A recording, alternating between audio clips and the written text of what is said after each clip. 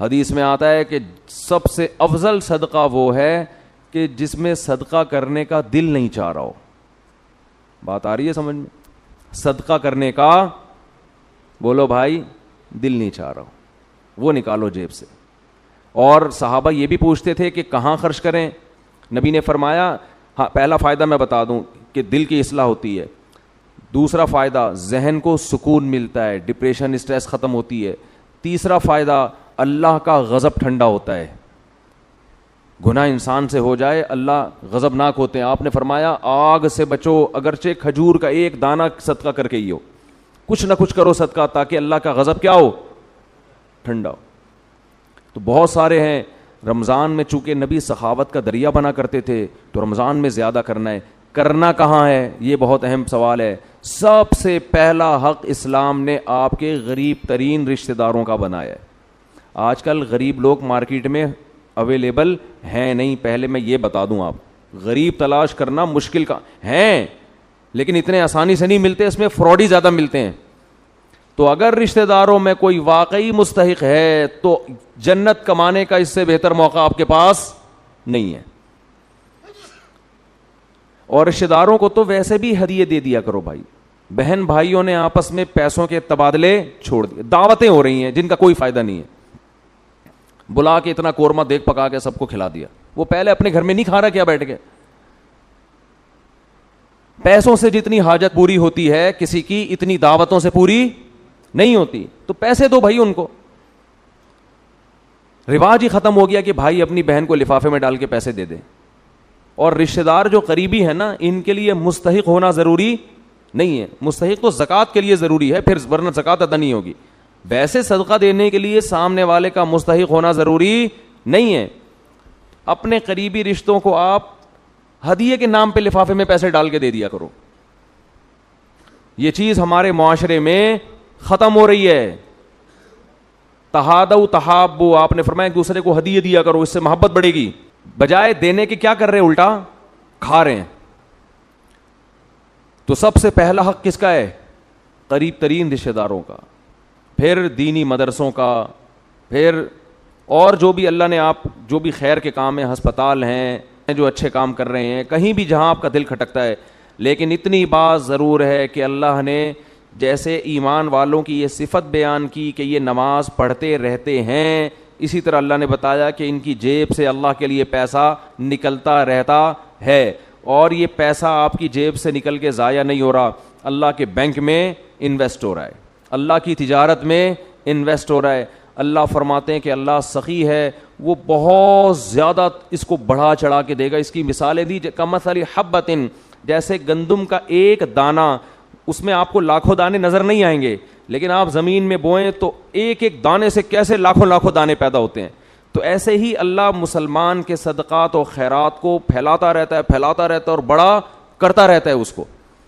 تو دنیا کے بارے میں یہ تصور بٹھانا کہ یہ مسافر خانہ ہے, یہ دل لگانے کی جگہ نہیں ہے, یہ کھوپڑی میں بیٹھے گی یہ بات دو کام کرنے سے, ورنہ یہ بات کھوپڑی میں بیٹھے گی نہیں. ایک تو روزانہ سوچنا چاہیے اور موت کا تذکرہ بار بار کرنا چاہیے, قبرستان بار بار جانا چاہیے.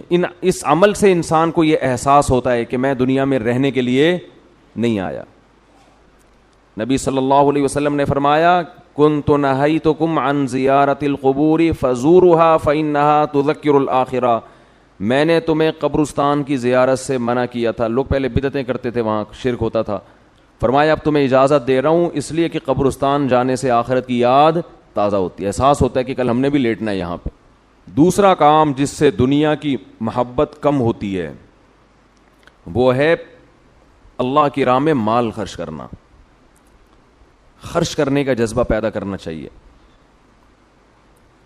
الذین ينفقون اموالهم ابتغاء مرضات اللہ وتثبیتا من انفسہم. سورہ آل عمران میں اللہ کا ارشاد فرمایا کہ نیک بندے اللہ کی راہ میں مال خرچ کرتے ہیں دو کاموں کی وجہ سے, ایک اللہ کو راضی کرنے کے لیے, وتثبیتا من انفسہم, اور ایک اپنے آپ کو دین پر مضبوط کرنے کے لیے, اپنے دل سے دنیا کی دولت کی محبت نکالنے کے لیے.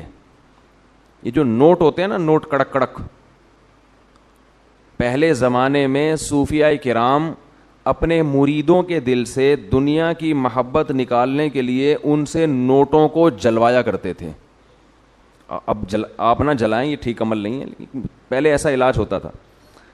جی جلائیں گے بھی نہیں, تو وہ ایسے جلواتے تھے. ہمارے حضرت پورا وہ بتایا کرتے تھے نا کہ جیسے 5,000 کا کڑک نوٹ لیا, اب جان اٹکی ہوئی ہے نا اس 5,000 کے نوٹ میں, تو ادھر سے آگ لگائی نا کنارے سے, آہستہ آہستہ, ایک دم سے نہیں جلا دیا, آہستہ آہستہ جل رہا ہے, اور اس کو جلتے ہوا دیکھیں تو وہ ادھر جلے گا, ادھر اندر سے کیا جلے گا, دل.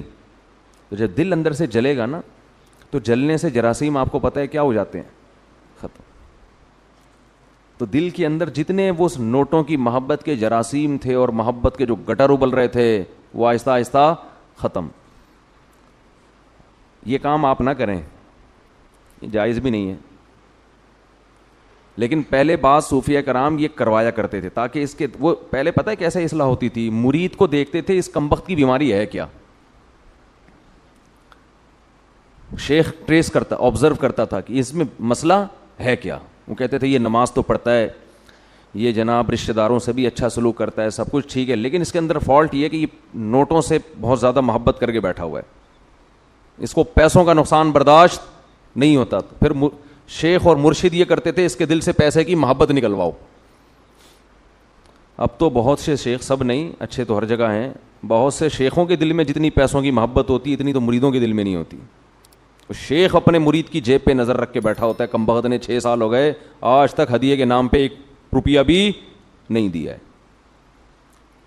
آج خرچ کرنے کے جو فضائل بیان کیے جاتے ہیں اس کا مطلب ہوتا ہے مجھے دو, صحیح ہے نا, کیا مطلب ہوتا ہے؟ جب بڑا بھائی چھوٹے کو سمجھا رہا ہو یا چھوٹے بڑا کو سمجھا رہا ہو کہ اسلام میں خرچ کرنے کی بہت فضیلت ہوتی ہے, اس کا مطلب ہے مجھے پیسے دو. اس کا مطلب کیا ہوتا ہے؟ مجھے پیسے دو.